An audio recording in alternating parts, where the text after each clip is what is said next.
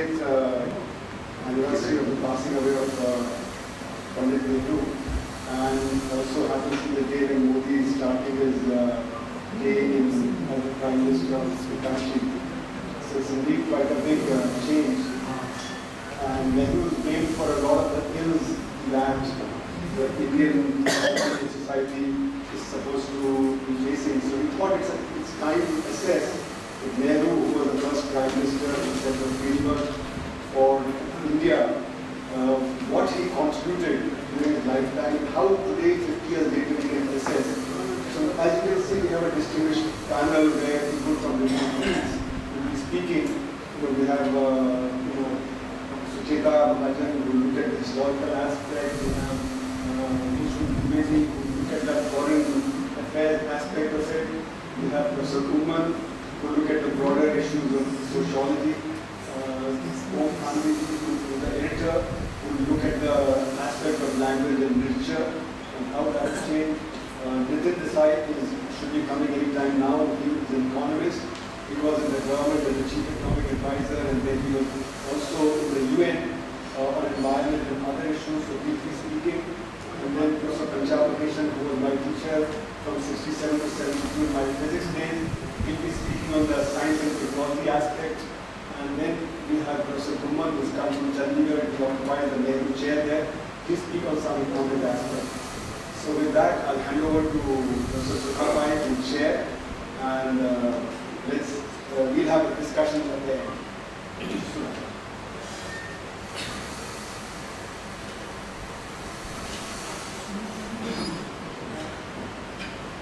A very warm welcome to all of you on this occasion.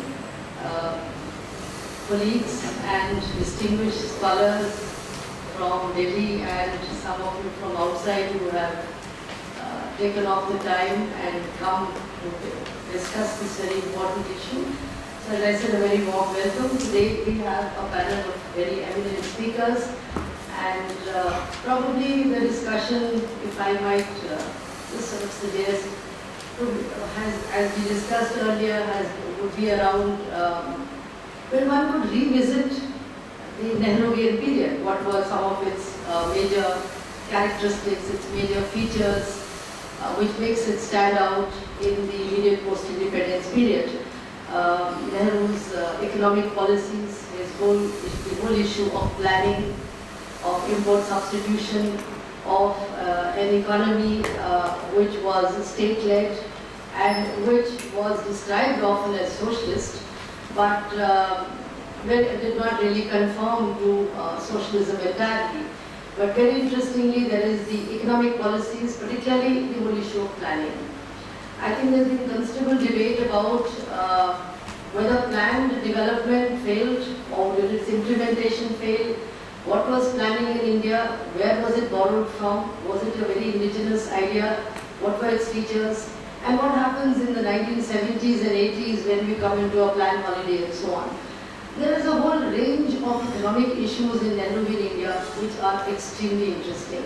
And scholars like T.J. Byers and others even within our university and in many other universities have written about the economic policies of Nehru. It was a very interesting period, the Economic Commission for Latin America, the idea, a large number of countries becoming independent at that point of time, and following in Africa it was called African socialism and so on. And so you have a third way which is neither socialism nor pure capitalism. So there is, I think, it would be interesting to revisit Nehru in India. Of course, in his political policies also, how the Congress party grew, what was the kind of leadership that was given, what kind of party it was, and the kind of leadership that Nehru provided. I remember a very interesting classroom discussion with some of my students because I teach public policy, that if Nehru had died and Patel had lived, what would have happened? A very interesting thought of that period. So there is the kind of leadership that he provided and the manner in which he shaped and took the Congress party forward.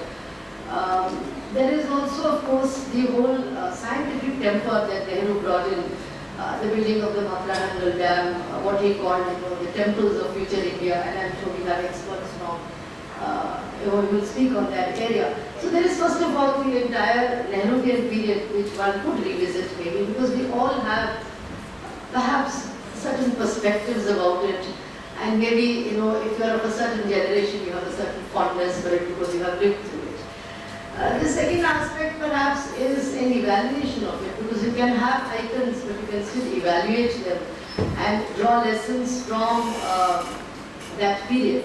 So how does one look at Nehru today? There is a younger generation which evaluates Nehru very differently. And how when we look back, those experiments that were made at that point of time in various ways, in various fields, can be re-looked at perhaps. So a certain re-evaluation, a re-look at how we would today assess Nehru. That maybe is something which is on the cards today also, and that I'm sure many speakers will also take up. And because over the years, we have had very different kinds of experiences, particularly after the decline of the single party system and, you know, of the rise of different kind of polity after globalization and so on. When we look back, how do we look at the Nehruvian period? How do we reevaluate it? Would we like to bring it back? What is it that we would like to still keep from that period and so on? The third is, I think it was already mentioned that we are at a juncture today where, you know, a very new political party has come to power, and at a juncture where everything that is Nehruvian seems to be challenged. Although there are never that kind of discontinuities, history teaches us that there is some amount of continuity, you cannot really get away from it. But at today's juncture, what is India's polity like? What are the Nehruvian aspects that are still left? How does politics and how do people look at Nehru today, considering the kind of change that has come within the polity? I'm not really referring to the elections. The elections are a wave, they can come and go. We might rethink the whole thing a couple of years down the line. But a lot of change has taken place, and there is a younger generation, as I mentioned earlier. So one could perhaps look at what Nehru means today, and what kind of image does he occupy today. And so these are some aspects which I thought I would really mention. There are many others which I'm sure the speakers will take up. And I think without any more ado, I would invite, I think we go in that order. I think Sucheta, if you'd like to sit there. Okay. I think I'm going to speak from here because I don't like the idea of looking down and addressing. I think let's set the ball rolling by making this a proper panel discussion rather than a group of experts who have come to talk down to other people who are not experts. Okay. Now my task here is that of the historian. Everyone is fulfilling a role here.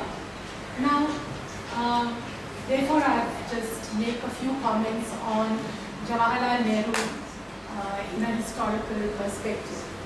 For me the question really is, which Nehru are we looking at anyway?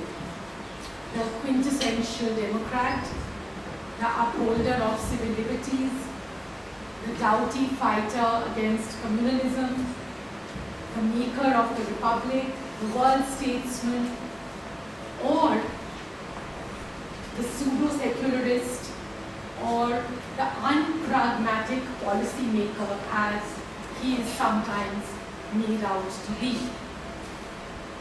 His legacy, which is, I would believe, is very much with us today. I don't think Nehru has been consigned to a certain era in history as, or been written off as the lead piece by a very fine contemporary historian, Ramchandra Bua, said 2 days ago in the press that Nehru was of that age and that, you know, he's no longer somebody who is important today, that Gandhis have done him in. Well, I don't think that's true at all. I think his legacy is very much with us today.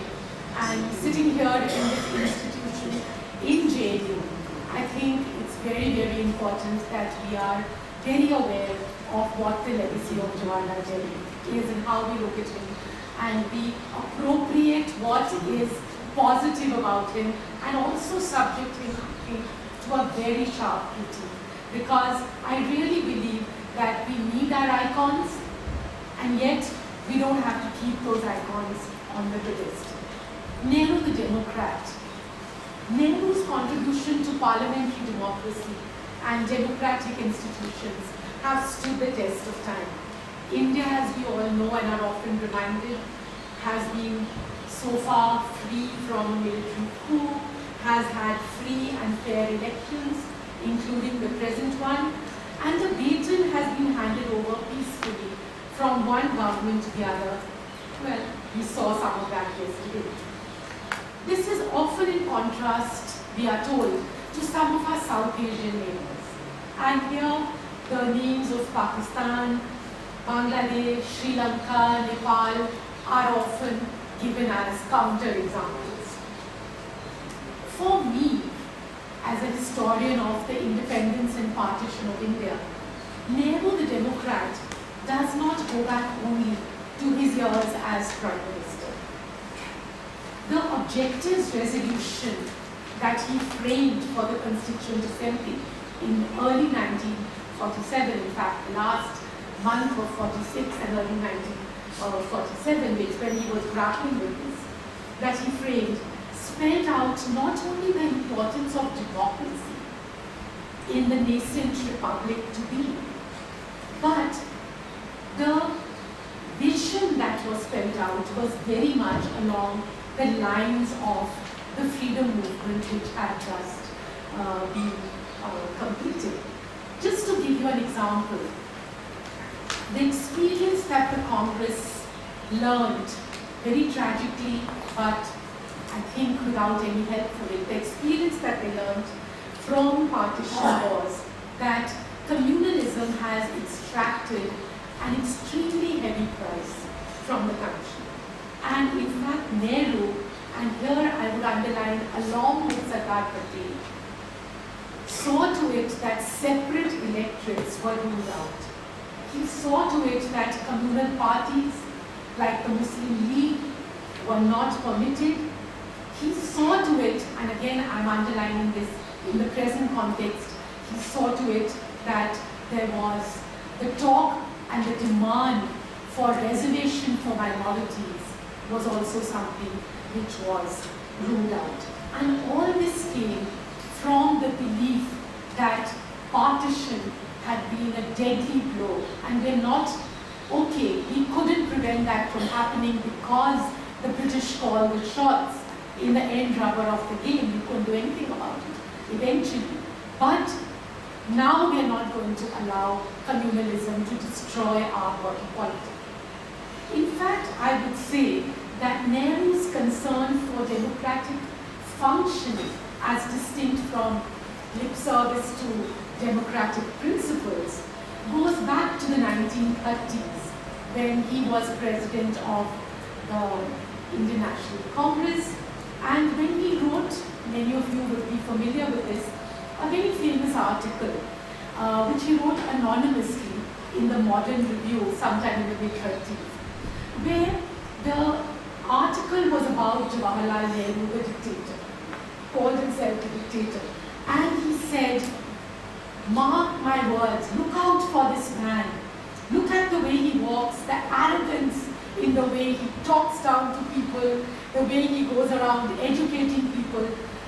You know, he cautioned his countrymen and himself. I thought that was very important. The self-introspection that was there, where he showed that we have to be careful about even the best of us can be dictatorial. So I think this is one of my favorite pieces among his writings on this particular subject, because I think this reveals the persona of Nehru, of Jawaharlal, I would say, rather than of Prime Minister Nehru, who came much later. Nehru, we know, again, we just finished an election in which we haven't stopped talking about the electoral campaigner par excellence. Let us remind ourselves that Nehru was, I think, the ultimate electoral campaigner, if there ever has been one. much has been written about the 1952 elections, the first in free India, where Nehru, in his electoral campaign, reached out to no less than 35 million people. These were pre-technology days, which we must remember. But again, my favorite is the 1937 elections. This was under the Government of India Act of 1935, which some of you would know about. And I was amazed to read that Nehru traveled 80,000 kilometers, 80. He traveled 80,000 kilometers, often by horseback, by road, by rail, being woken up by crowds at railway stations, all traveling third class like Nehru, like Gandhi had shown the way, and very often even on foot. And this, interestingly, and this is where the Democrat comes out again, mark my words, this was an election Nehru was opposed to. He was not interested in fighting the 1937 elections. In fact, he wanted the 1935 Act to be wrecked.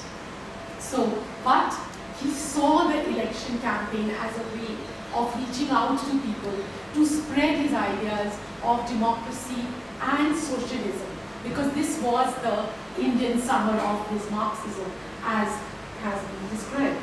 A very special feature of Nehru's political commitment, and here I'm moving very quickly, beyond democracy, was how his commitment to was woven into, it was woven as the warp into the roof of pluralism and secularism.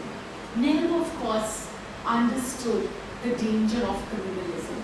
In fact, I would say that Nehru described and interpreted secularism for us in the only way that it is possible in India. Not in the Ashish Nandi construct, not as a theoretical Western construct of separation of state from religion. But Nehru said secularism is anti-communalism. He saw the dangers of communalism. When he saw Jinnah's Muslim League National Guards marching in the streets, he pointed to the glimmerings of European fascism as he saw it. But he also recognized, and I think this is equally important, that in India you cannot distinguish between one kind of communalism and the other. If you fight only minority communalism, majority communalism is bound to grow as a backlash. If you fight only majority communalism, then minority communalism grows. So both communalisms had to be opposed equally. In fact, in 1946, and this is those of my students who I can see here know it's one of my favorite examples, so please excuse me. When the Bihar riots broke out in October, November 1946, Nehru was appalled at how what he called the simple, likable peasants of Bihar, whom he claimed to know very well, how they had just turned riot and become this rapacious mob. Not only did Jawaharlal Nehru chastise the Hindus, he even threatened to bomb them from the air. This was a statement, as you can see, which drew a lot of ironic comment from Winston Churchill, who said that in 42 we were criticized because we were bombing the Indians from the air. Of course, Nehru was only threatening them, this didn't happen, but I'm giving you an idea of what determination he had, what a doughty fighter against secularism. And here was a Congress ministry in power in Bihar at that time. Show me a person today who is willing to do that. In the Halkian days of 1947, Nehru would often jump into a crowd to pull up rioters, daring them to kill Jawaharlal first before they hurt the hair of an innocent person. And here I think it's important to note that whether it was Gandhiji or Sardar Patel or Nehru, they were all of one view in ruling out a Hindu state. They were clear that regardless of what would happen in Pakistan, whatever way Pakistan went, whether it was a theocratic state or whatever, India would not be a theocratic state. Sardar Patel comes out with the sharpest statement of all, where he says, we are not going to have a Hindu state or Hinduism as a state religion. Last but not least, we see, let me end here, with how Nehru distilled the determination to remove communalism from the Indian body politic. He distilled this essence from the assassination of Mahatma Gandhi. He's pointed out to his countrymen at that time, he said, 2 grievous blows have been dealt to India. The first we all recognize, the partition, which was also because of communalism. But the second, he said, we often forget that the assassination of Gandhiji was also a grievous blow which was dealt by communalism. And he exhorted his people to come, that they must resolve to root out communalism of all hues. And I must say, the people of India responded. In fact, they moved away very categorically and clearly from the communal forces which they had mistakenly turned to in the wake of the bitterness that followed partition, the refugees, migration, etc. And India got a lease of life for almost 2 decades in terms of a virtually communal free polity. Pluralism and secularism under Nehru in his India certainly had their heyday. Thank you.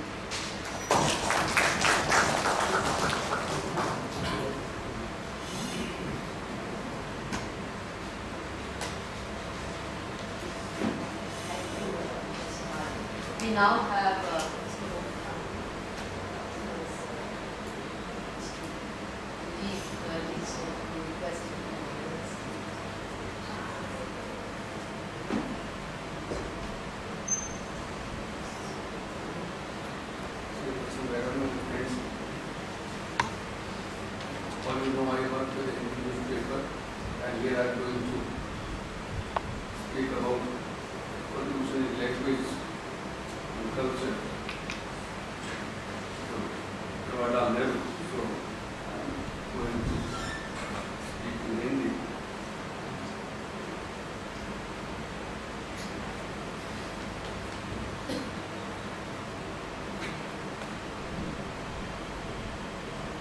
कुछ दिन पहले की बात है, जो त्रिमूर्ति भवन है जहाँ प्रधानमंत्री बनने के बाद में नेहरू जी रहने लगे, हमारे एक दोस्त परवेज कालम, उनका वो शिरकत थी किसी आयोजन में, तो उसे सुनने के लिए मैं गया था। और ऐसा कई बार होता है कि हम लोग देर से पहुँचते हैं, मैं पहुँचा तब तक वो कार्यक्रम खत्म हो चुका था। तो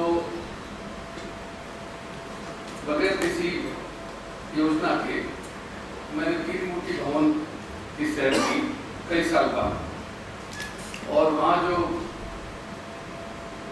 संग्रहालय बना हुआ है, उस संग्रहालय में 2 चिट्ठियाँ देख करके मैं किसका मेरा ध्यान जो है उन्हीं पे लगा रहा मैं, और तस्वीरें देख करके वापस वहाँ पे आया, क्योंकि इतनी अच्छी हिंदी मैंने किसी नेता की कलम से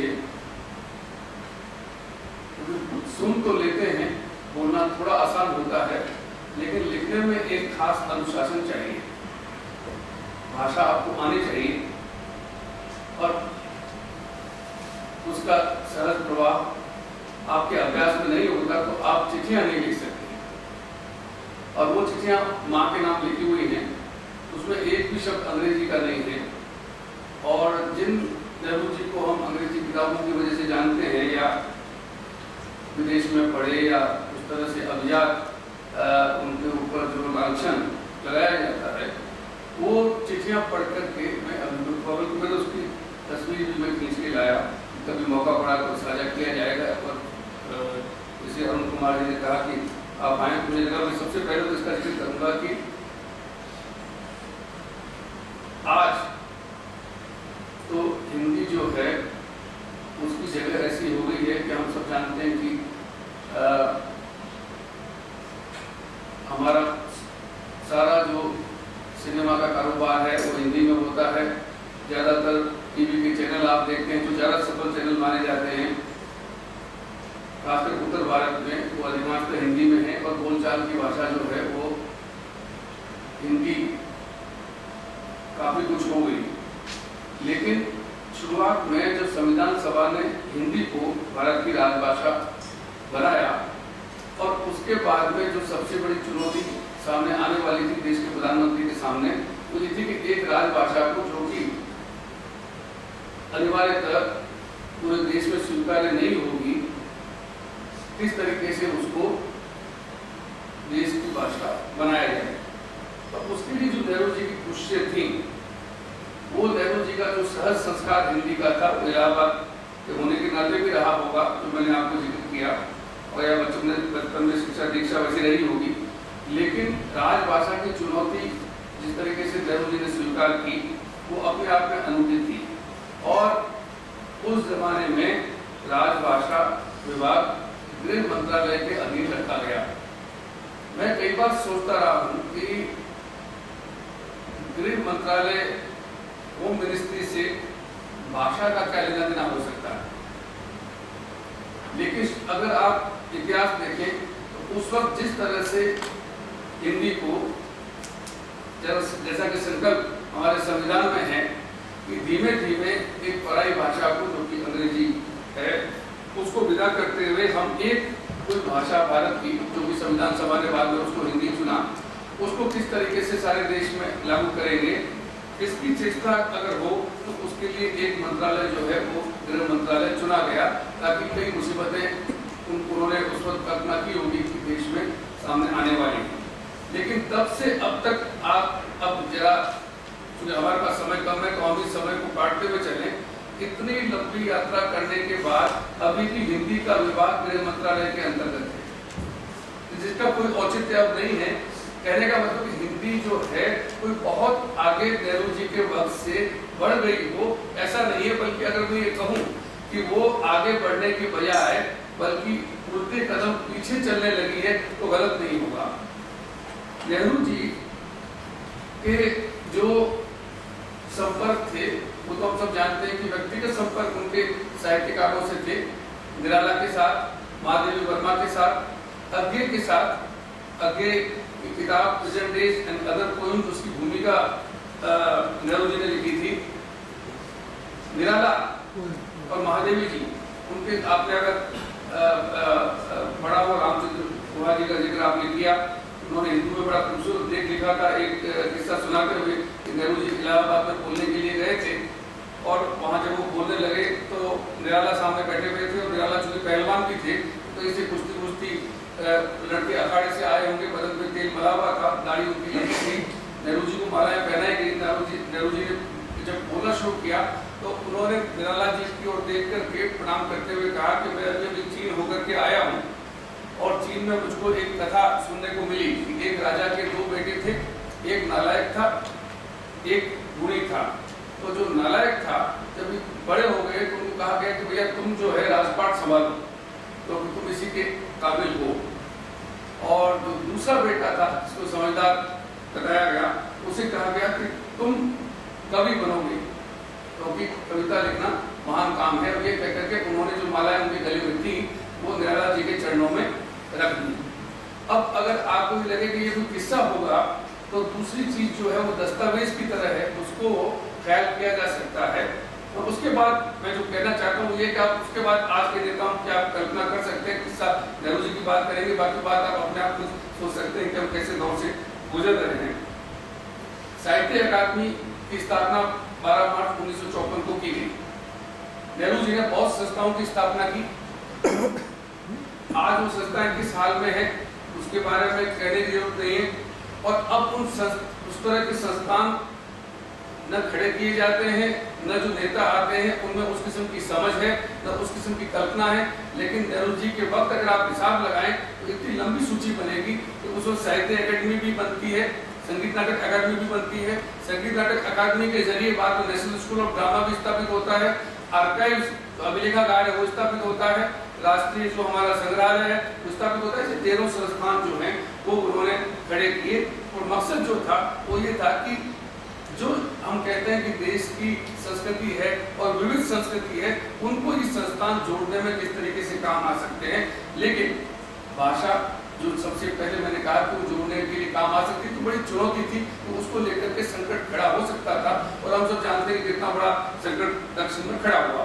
पर यहाँ पर जब उन्होंने साहित्य अकादमी की स्थापना 12 मार्च 54 को की, 13 मार्च को उन्होंने चिट्ठी लिखी कृष्ण कृपलानी जो सचिव थे साहित्य अकादमी के, और उन्होंने कहा कि हिंदी के एक बहुत प्रतिष्ठित कवि हैं सूर्यकांत त्रिपाठी निराला, और वो अब बदहवास रहते हैं, उनको अपने बारे में कुछ ख्याल नहीं रहता है, उनके पास जो पैसा आता है वो उसको उड़ा देते हैं, इसलिए और कई लेखक उनका ख्याल कर रहे हैं, इसलिए साहित्य अकादमी का एक दायित्व बनता है कि उनको महीने का 100 रुपया अगर मिल जाए तो उनका जीवन बसर हो सकता है। देश का प्रधानमंत्री चिट्ठी लिख रहा है साहित्य अकादमी, और उसमें वो लिखते हैं कि लेकिन ये पैसा सीधे निराला को न भेजा जाए, क्योंकि उनके हाथ में दिया हुआ पैसा उनको कुछ समझ में नहीं आता, इसलिए ये पैसा आप माधवी वर्मा को भिजवाएं हर महीने, और माधवी वर्मा जो है वो इसका ख्याल रखेंगे कि वो उनकी जरूरतों को निराला जी को मिल जाए।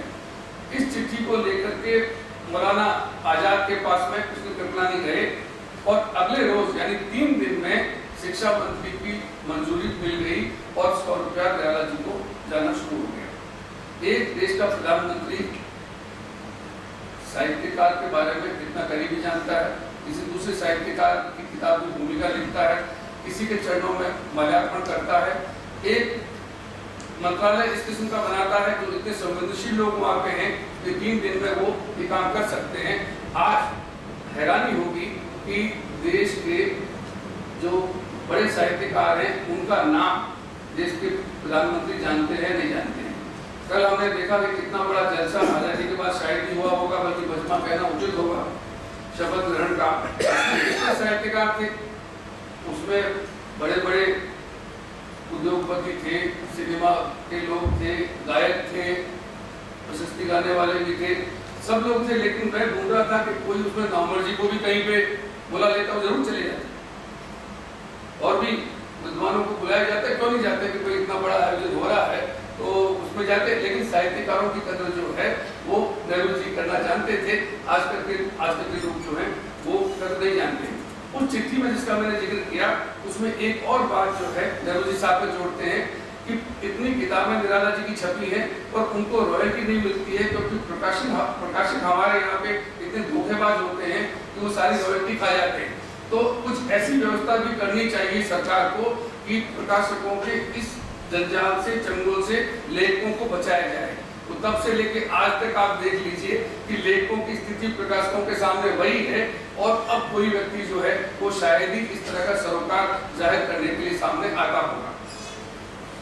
भाषा जो नेहरू जी ने दी, उस भाषा में एक समावेशी नजरिया था, वो उनके व्यवहार में भी था। आपने काफी उसका जिक्र किया कि किस तरीके से अपने विचारों में लोकतांत्रिक थे। आज ही हमारे अखबार में अपूर्वानंद ने बड़ा सुंदर लेख लिखा है कि जब शिवाजी का जिक्र डिस्कवरी रह गया और उनकी आलोचना हुई जब वो महाराष्ट्र जाने वाले थे, तो उन्होंने कहा कि देखिए किताब तो मैंने जेल में जो मेरे पास संदर्भ सामग्री उपलब्ध थी उसके आधार पर लिखी थी, लेकिन भूल है, और आने वाले संस्करणों में उस भूल का सुधार किया गया। और उसके बाद जब महाराष्ट्र वो गए चुनाव में, तो उन्होंने वहां जाने से इसलिए इनकार किया कि अब लगेगा कि मैं शिवाजी महाराज का जिक्र चूंकि अब कर दिया है तो अब इसका चुनाव में फायदा उठाने के लिए जा रहा हूं। लेकिन वो उन्होंने सुधार किया, हमने डांगे करके उनको चिट्ठी लिखी और उन्होंने इस चीज की कदर की। इस तरह का समावेशी नजरिया, वो नजरिया हमारे यहाँ पे देखने में नहीं आता, साहित्य में भी नहीं आता, संस्थानों में भी नहीं आता और संस्कृति में भी नहीं आता। अगर मैं कहूँ तो आप उसको पूरा मत मानिएगा कि जेएनयू में भी, मैं तो हिंदी का आदमी और विभागों के बारे में नहीं जानता हूँ, आगे का मैंने जिक्र किया क्योंकि मेरे गुरु भी थे और नेहरू जी के करीब थे, और मैंने बताया कि नेहरू जी की न केवल नेहरू जी ने उनकी किताब की भूमिका लिखी, नेहरू अभिनंदन ग्रंथ जो छपा उसके संपादक भी अज्ञे थे। तो अज्ञे के बारे में, यहाँ पे हिंदी विभाग के बारे में जब मैंने सुना तो लोगों ने कहा नहीं, यहाँ पर एक अलग किस्म का विचार जो है वो हमेशा रहा है और आगे को लगभग अछूत माना गया है। इस तरीके से और कई जगहों पर आप पाएंगे वहां पे आपको प्रोग्रेसिव लोग अछूत माने जाते मिलेंगे, जहाँ पे दक्षिणपंथी लोग होंगे। तो साहित्य में इस चीज का क्या महत्व हो सकता है, जहाँ पर विद्यानिवास मिश्र भी महान लेखक हो सकते हैं, विनोद कुमार शुक्ल भी महान लेखक हो सकते हैं, इजरा पाउंड भी महान लेखक हो सकते हैं, दक्षिणपंथी होने के बावजूद बाबू नेरुदा भी हो सकते हैं। ये जो समावेशी नजरिया है, ये समावेशी नजरिया वो बाद में हमको देखने में नहीं आता है संस्थानों में, लेकिन ये नेहरू जी में था। और भाषा के मामले में इसलिए महत्वपूर्ण है कि हिंदी, अब जो हिंदी है वो तो हिंदी रही नहीं और उसमें इतनी अंग्रेजी की घुसपैठ हो गई है। लेकिन नेहरू जी के वक्त आप देखिए, उन्होंने बच्चन को, डॉक्टर रघुवंश को, अजित कुमार जी को, इन लोगों को लेकर के आए जिन्होंने उस वक्त पारिभाषिक शब्दावली गढ़ी। अब तो हम लोगों का ख्याल नहीं जाता कि राष्ट्रपति शब्द कैसे बन गया, विश्वविद्यालय शब्द कैसे बन गया, आकाशवाणी कैसे बन गया, दूरदर्शन कैसे बन गया। ये एक परंपरा चली आती थी जो हमको जिम्मेदारी का एहसास कराती थी कि हमको अपनी भाषा गढ़नी है, अपने शब्द गढ़ने हैं। लेकिन ये तो भला हो जिसने मेट्रो दिल्ली में चला दी, उसने एक स्टेशन का नाम भी विश्वविद्यालय रख दिया, तो अंग्रेज भी होगा तो उसको स्टेशन का नाम है विश्वविद्यालय बोलना पड़ेगा। वरना हम लोग जो है वो जानबूझ करके कहते हैं कि नहीं इतने जटिल शब्द है कौन बोल सकता है, और हम धीमे धीमे करके ऐसे शब्दों को कोड़ते चले जाते हैं वो जो हमारे शब्द नहीं है। जब मैं चंडीगढ़ में रहता था तो लतियों में सुनाया गया था कि आप अगर यहाँ पे पंजाब यूनिवर्सिटी कहेंगे तभी रिक्शे वाला आपको ले जाएगा, अगर आप विश्वविद्यालय कहेंगे तो वो आपको नहीं पहुंचा पाएगा।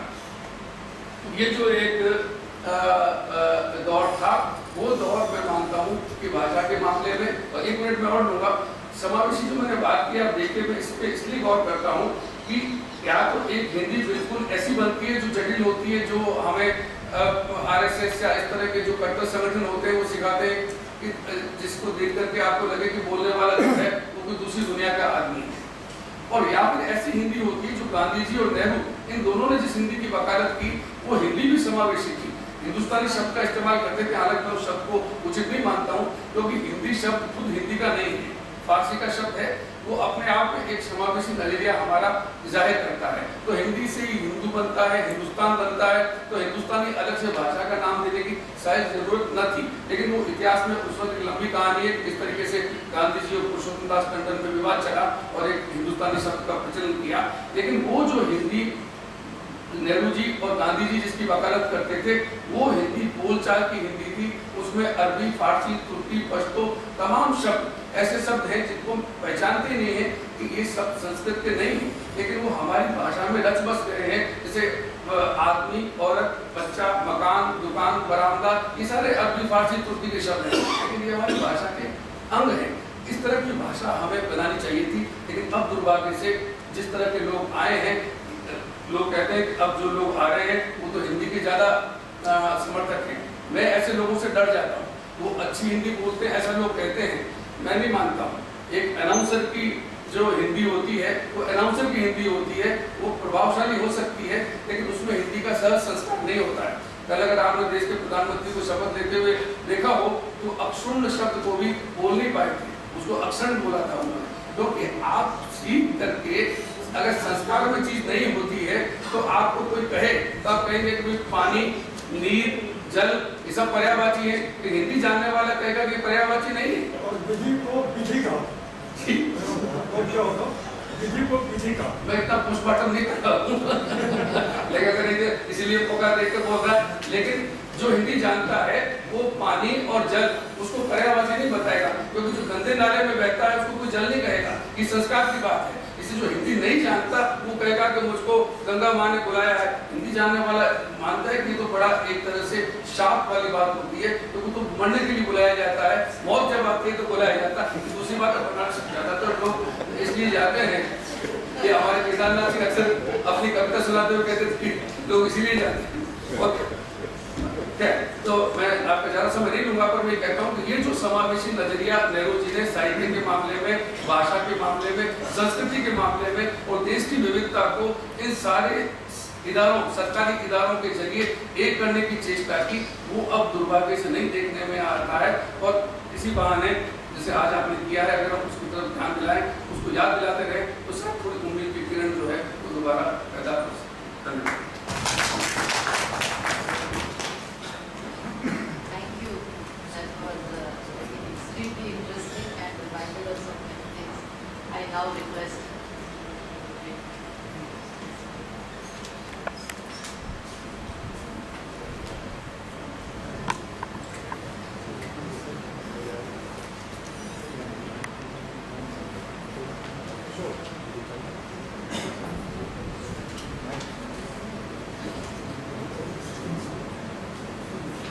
Well, I'm speaking from here because I think that I would be seen by more people if I stand here.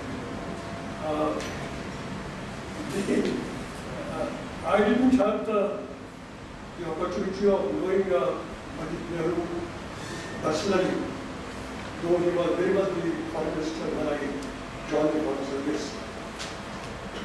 I saw him entering into the South Block and exiting out of it. There was only one gate through which all those who wanted to come to the building used to enter. And Prime Minister's office was a small enclave in the External Affairs Ministry. And the present position of the External Affairs Ministry has been cornered, did not exist. It was the other way round. I also did not ever have the opportunity of working with him. But I sort of inherited the foreign policy pronounced and laid down by him, and tried throughout my diplomatic career to understand it, interpret it to others, and implement it to the best of my ability. One perception that